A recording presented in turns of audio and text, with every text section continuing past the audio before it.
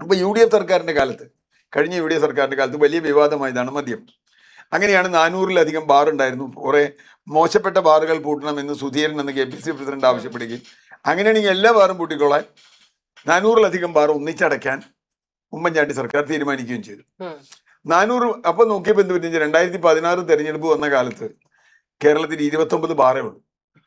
29 ബാറായിക്ക് കുറച്ചു. പിണറായി വിജയൻ സർക്കാർ വന്നു കഴിഞ്ഞപ്പോൾ അവർക്ക് അത്ര വീര്യം കുറഞ്ഞൊന്നും പറ്റില്ല.